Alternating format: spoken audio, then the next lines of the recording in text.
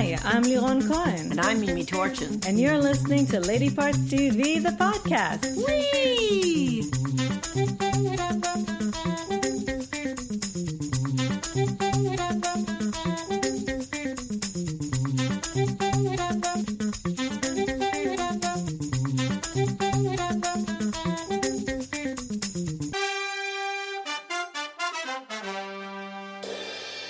Hi, everybody. We're back. Howdy. It's just us and Dorian today. Oh, God. I hope you all are safe. I sure hope so. We're getting sort of a drive-by shooting. Yeah, but it's just a monstrous storm that even just her passing by is feeling kind of threatening. But let's hope everything is going to be fine. And by the time you'll be hearing this, hopefully she'll be gone. Anyway, hi. Hi. We have some stats for you to start the show. As always, we tallied 26 primetime shows, out of which written or co-written by women, 14, which is 54%, not bad. And directed by a woman, 12, which is 46%. So I say, all in all, not half bad. There would have been more. I would have watched some of my shows that I haven't... if it hadn't been for the U.S. Open. Tennis. Which is actually kind of lackluster, I felt, this year. But still, I'm waiting to watch my Serena match that I taped. Don't tell me who won. Okay, so we're going to start you off with a show that is already, I think, like we've watched maybe 4 or 5 episodes already. It's called Our Boys. It's on HBO Mondays, new time. It's at 10 p.m. It used to be at 9 p.m. And sadly, it drops weekly. You can't... drops. Look at you. Oh, I know. I'm so... anyway, it's probably not even the right word for this. But anyway, one episode at a time. Yes, we really would have binged. It's created by Chagai Levy, who is... Did you say Chagai? I did say Chagai Levy, who also created The Affair, and Noah Stolman, Taufik Abuel, and Joseph Cedar. And it's starring a bunch of Israeli people and Israeli Arab people whom you probably will not know by name. But unless you're Israeli. Even then, many of them you probably will not know by name. But it is starring Shlomi Elkabetz, who is the brother of Ronit Elkabetz. The most wonderful actress and filmmaker, yes. Who unfortunately died a few years ago. Young. Anyway, it's based on the true events of 2014 in Israel, when 3 Israeli boys were kidnapped and killed by Hamas, and then in retaliation, a Palestinian teenager's burnt body was found. This happened. I'm sure you must too. Yes, I do. And it led to a big, outbreak of. We don't call it war yet because we have different standards for that. Well, yes, I mean the war is people, throwing rocks and it's an escalation of the conflict. Let's just put it that way. And anyway, this is the investigation behind that of the Shin Bet, which is the Israeli domestic terrorism division, and it's really fascinating. Oh, it's so good. This is one of I love Israeli shows. This is one of the best, and they're all great.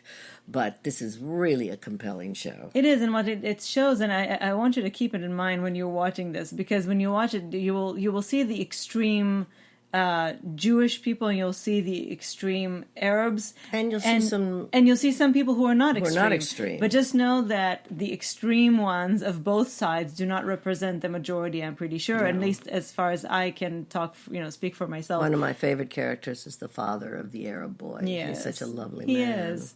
It has from the title, Our Boys. You can tell that it has very little to nothing to do with women. But every now and then, we see a movie or we see a show that we just have to tell you about, even if it has nothing to do with women, even if it really doesn't have much to do with LGBT it's a whiff. Issues. But it's really, really, really good. Yeah, if you like good drama and something that happened, might help you understand some things about what goes on inside the conflict between the Arabs and the Jews, and it will either help you understand or help you feel more confused about why the fuck do people do things like that. It's everybody, by the way, is sensational. There isn't a misstep anywhere. So Our Boys on Mondays at 10 p.m. You can go now to HBO Go and watch the first few episodes and then catch up with us. All right. Now, I'm going to tell you about a new lesbian film, Vita and Virginia, on Amazon now for $5.99 and in very, I have a feeling, selected theaters. And I'm glad to see we only paid $5.99 and not $6.99. Maybe we did. I don't know. I thought it was $5.99. Anyway, it's around there. Anyway, it's still less than a ticket to the theater would cost one of us. Absolutely, especially if there are two of you there. I know. Wow. Have a watch party. Have a watch party, exactly. Directed by Chanya Button, written by Chanya Button, and Eileen Atkins, and on the correspondence between Virginia Woolf and Vita Sackville West's letters. Now, I saw the original play, Vita and Virginia, which starred Eileen Atkins and the divine Vanessa Redgrave. And it, as I remember, I loved it. This movie, it stars Elizabeth Debicki, who, as Virginia, who is absolutely divine. She is so good.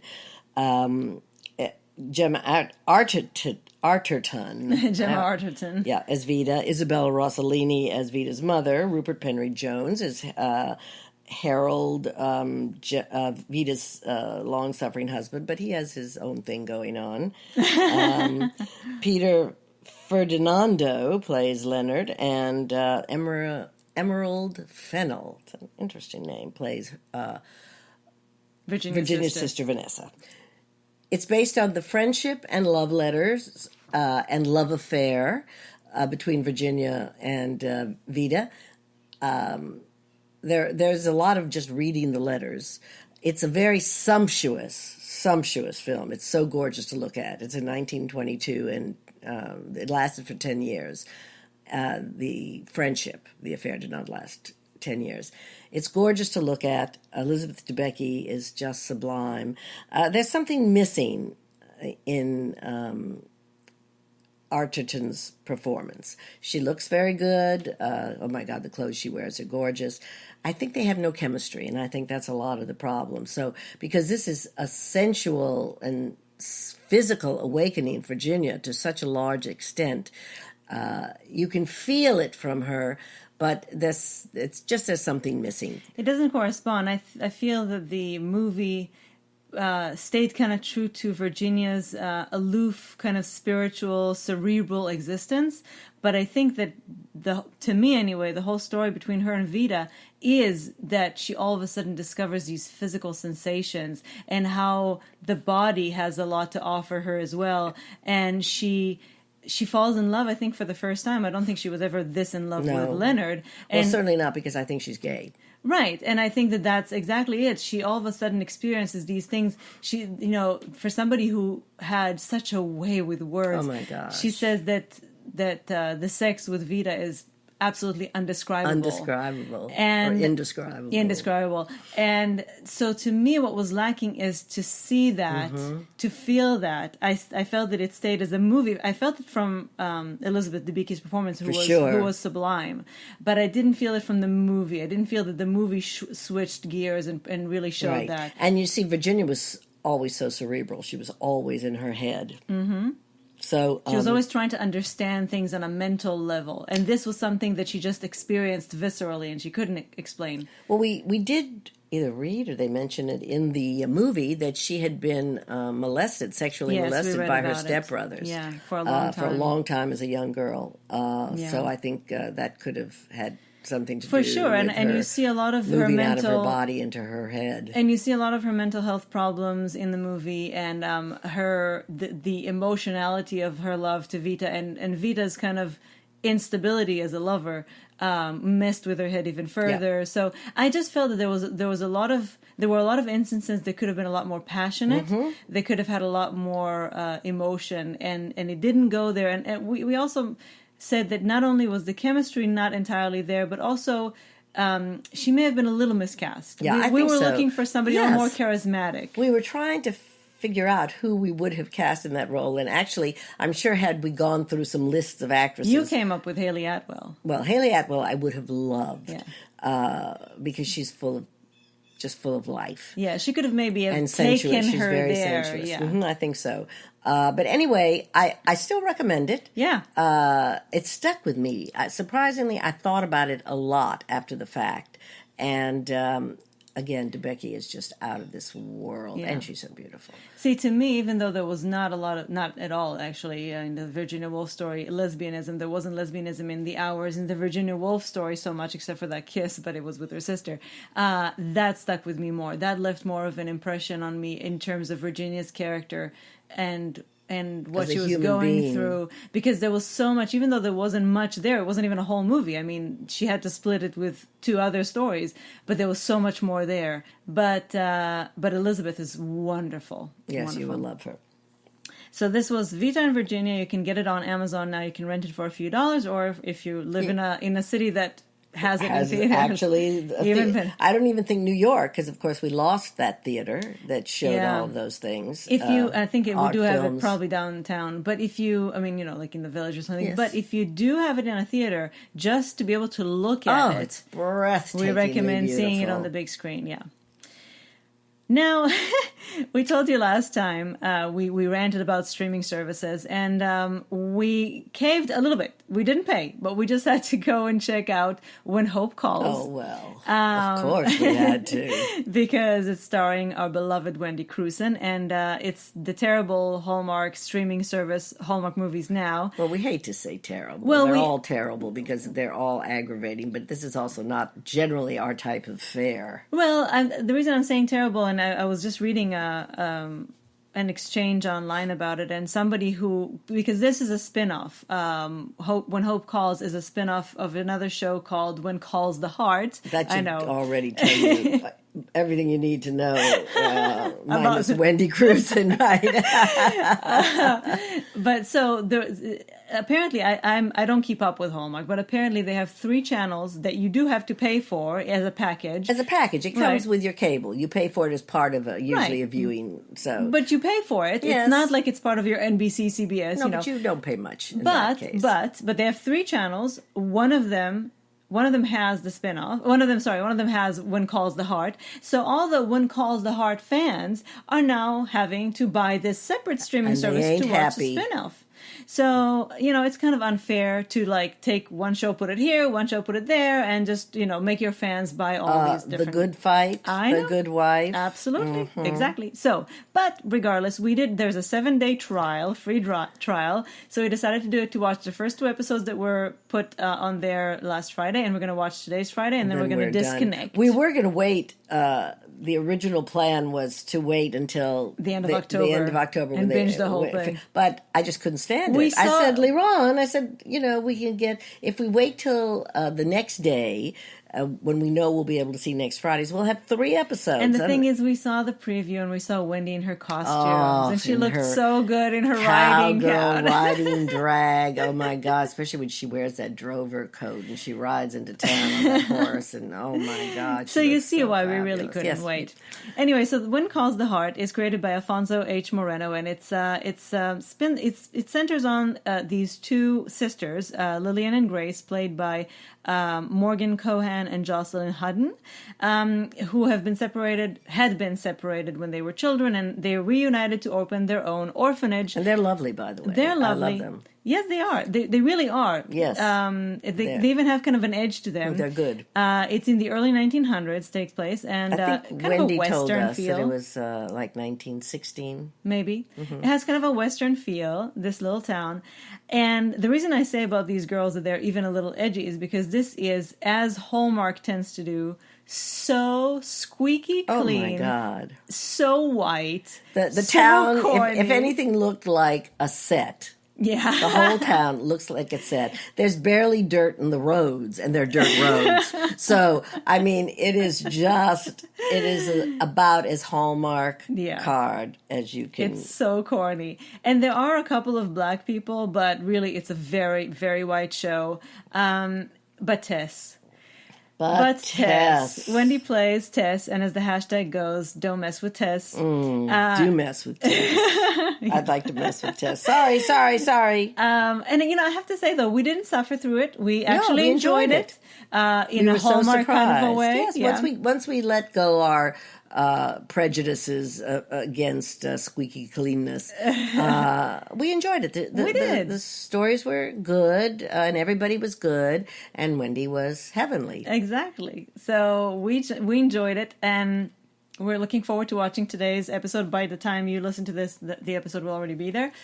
And we just listen, Wendy in Western clothes. I mean, my God, you are going to flip your cowgirl hat. But in addition to that, not to be that superficial and shallow. Why not? In addition to being superficial and shallow, this character that she plays could have easily been a one note cliche. Exactly, she could have been a villainous kind of, but of course Wendy, as always, infuses her with so many colors, so much warmth, so many humor, and you're even able to sympathize with her. She has so many different layers to her. It's just really, she is such a good actress. Yes, you can't help but love her, even though she's sort of an antagonist. Yeah. And we already know that she has to be possibly gay. So of course, Wendy told us that. So when Hope calls. You answer. When Tess calls, I answer. New episode every Friday on the streaming service Hallmark Movies Now. You get a 7-day free trial if you want it. Yes, if you wait, about 8 until weeks? The end of I think October 25th is when it ends. And so then you can binge on the whole 10 episodes. episodes. The whole 10 episodes for free. Okay, now we have to tell you about one of our favorite shows. This is its 3rd season. It's called Glow. You know about Glow. You know about Glow. It's on Netflix now. Glow. It's created by Liz Flav and Carly Mensch. Extremely female-centered, both on and off. I mean, in front of and behind the camera. And we've been telling you about Glow for a long time, even though I know some of you have still not gotten on board. Okay, this is my patience is absolutely shredded. My last gay nerve. If you have not tried out Glow, okay, don't mess with Mimi. Yeah, really, Screamy Mimi. Yes, because then I become Screamy Mimi, who is my evil twin, by the way. I see. Yeah. So it's on Netflix. So it's on Netflix. It's all there. All 3 seasons are there. This season started a little slow. Yeah. The first 2 episodes were a little slow, but then, oh my God, do they make it up to you. If you don't know, briefly, it's about a woman's wrestling show in the 80s. And by the way, they make the 80s to perfection. Oh my God. If you are an 80s my baby. least favorite decade. If you're an 80s baby, you are going to scream. Anyway, the first 2 seasons had them put on a TV show. Mm-hmm. This 3rd season, they're putting on a Vegas show. They're in Vegas at a casino. And run by the fabulous Gina Davis, who is appearing here for the first time. She is so fantastic. One of the best in this things, role. right? I just fell back in love with her again. Absolutely. Also new in this season is Kevin Cahoon, who plays Bobby, and this is another addition. There are now a couple of LGBT storylines. Mm-hmm. We have the lesbian storyline starring Shakira Barrera and Sunita Mani as Yolanda and Artie, and we now have him as the gay drag queen. Who also brings and in sings. He does all the divas. His Liza is a knockout. I love it, and he also brings in kind of like the 80s AIDS, echoes of an AIDS story. This season, every episode just offers a different kind of gem, and what I love is that you get to see so much more and fall in love so much more with the stars, Alison Brie and Betty Gilpin. I didn't think I could love either of them anymore, really, but Betty really shone like a diamond. Yeah, I think this one. Yeah, but also so many of the supporting cast really got elevated. Yes, they got their spotlights. Kate Nash, who plays Rhonda, for example. Kia Stevens, who plays Tamay. Gail Rankin, who plays Sheila. Oh, Sheila! If any of you are the Wolf Girls fans, you will just. she really is extremely central to the show this year, and goes through an amazing transformation. Wonderful. Another gay storyline involves Chris Lowell, who plays Bash. Oh, yes. Who from one season to the next, we get to see him kind of discovering more and more of himself and struggling with it. Very much struggling with it because he loves Rhonda, he's married to her, and he wants to be straight. And if you met his mother, Elizabeth Perkins, which you will even see more this season, you understand why he doesn't want to be gay. That too, but also don't forget that it's the 80s and AIDS is happening, AIDS, and right. Being gay has never seemed so dire. Less attractive to someone who doesn't want to be gay and is. So it's just a fabulous show, beginning to end. And they do all kinds of crazy things with the wrestling show. I mean, some of them have nothing to do with wrestling, but it's still very But actually, wonderful. there's less wrestling in this season. But they do these funny little spin-off. Right, they found a way to take the fresh. wrestling and kind of do something new with it, because at some point you've seen it enough times. But this season focused a lot more on their private lives. And on the life in the hotel, which was so fabulous. It's kind of a B casino in a hotel, but still. Yeah. Just please, if you're not watching Glow, go watch Glow. It's just one of the best shows around. It is. It's so heartwarming. It's so funny. And it's so the writing and the acting, so original, and it's so like at the top of everything. Yep. Glow on Netflix, 3 seasons. Go binge now. Let us know how you felt about it. Okay, because you're going to have to vote next year at the second annual Lady Parts TV Awards, and you can be sure that Glow will be nominated. Absolutely. Finally, well, this is a very interesting show. I was going to say it's an interesting review, but you'll be the judge of that. It's a new series that's on Showtime Sundays at 10 p.m. right now. It's called On Becoming a God in Central Florida, starring Kirsten Dunst as Crystal. It's got a very interesting cast. Theodore Pellerin, who I have never seen before. He's my revelation. As Cody. You've seen him actually on Boy Erased. We just don't remember him. Yeah. I can imagine him in Boy Erased. He's just sensational. He is my revelation. I'm kind of in love with this actor. He's what, 23 years old or something? Yeah. Oh, he's amazing. Alexander Skarsgård is in it.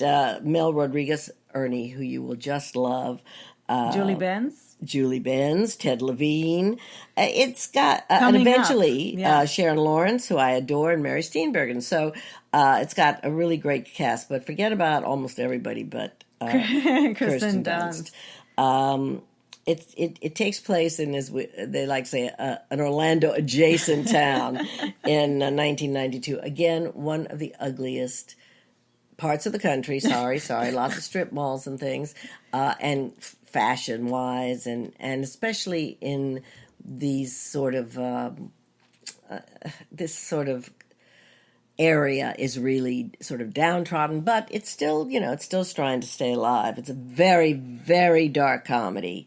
And Crystal Stubbs, she's a minimum wage worker in this huge, massive, amazing water park called Rebel Rapids. It's obvious you've never been to a water park. I've never been. It's not that huge and amazing. It's pretty basic. Well, unfortunately, where we could have really used them in Laredo, Texas when I was a kid, they had not yet been invented. They would have been so rich if someone would have thought to put a water park in our desert, hot town. But anyway, it circles, the central story is about this Amway-like cult pyramid scheme called FAM, Founders American Merchandise. And it is really like a cult. They do brainwash you. And Alexander Skarsgård, her husband, had bought completely into it. And what this does is it makes a couple of people at the top very, very rich. And everybody else ends up with all this merchandise, spending lots of money and energy. And they ended up deeply, deeply, deeply up to their eyeballs in debt. But she, in her brilliant way, because she's smart, she's cagey, and she even gets herself out of holes that you'd say, I'd give up by that time. I don't know what I'd do. she fights. She decides to go with it instead of fight it, and she claws her way up. We just saw how many? Three.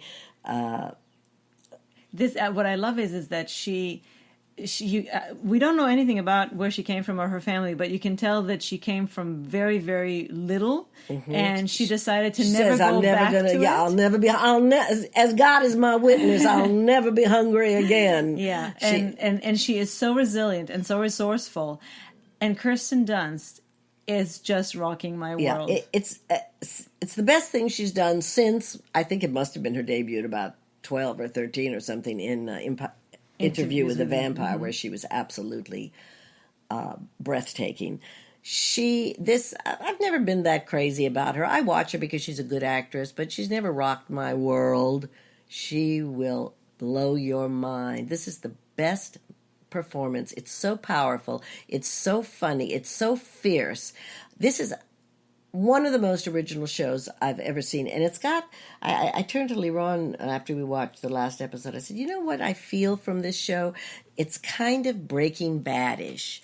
And it does have that sort of feeling of out-of-body experience, little guy caught in something, bigger than and then going with it, then being consumed by it. Little guy trying to do it the good way, the legal way, right. And just at some point is just sinking lower and lower and just saying enough. Fuck it. I'm just gonna do what it takes. Yep. And she is somebody who has less inhibitions, I think, when it comes to doing what it takes. But she has a good heart. She does have a good heart. She's got a baby who she adores. That baby is on her hip or in front or in her little bag that she carries her in. And it's just her Bjorn constantly. And it's not enough that some people really can't get a break, but then this kind of people who just feed off of these people's desperation to make something better of their lives and just ruin it. Just ruin those people, to get rich. It shows you how people can be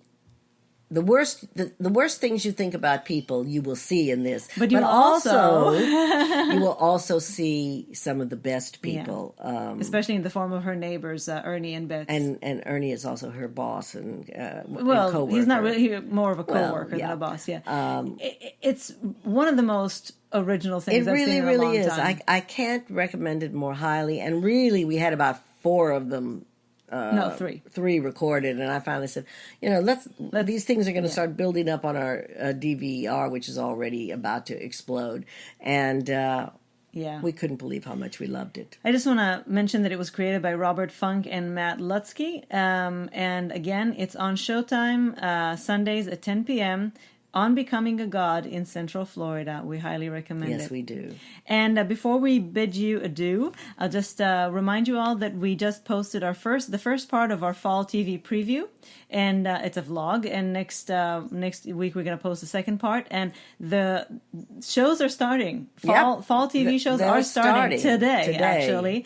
And you don't want to miss anything. Tonight is the one with The Spy. The Spy, the one which on Netflix. I'm really looking forward to. It's already there, the whole thing. So we're gonna start watching it tonight. But just to let you know that we have all, we are letting you know about all those shows coming up, so you don't want to miss it because you don't want to miss any of the new shows. Excellent There are actually quite a few. So many, we couldn't believe it. Everything I liked got a star or a check mark. I think there was only one thing that we saw a trailer of that we were one or two things. We said, let's not. Anyway, so the first part of the fall TV preview is on our vlog right now. Go watch it and stay tuned for next week when we're going to post the second part. And I hope you all rode out the storm. Now I'm hoping you'll ride it out, I guess. Well, some you'll of still you be riding it out you, when you hear this. Yes, and if you're in Canada, Nova Scotia, it's coming your way. So hang on to your canoes. Your canoes, your maple syrup. Hang on to your Mountie.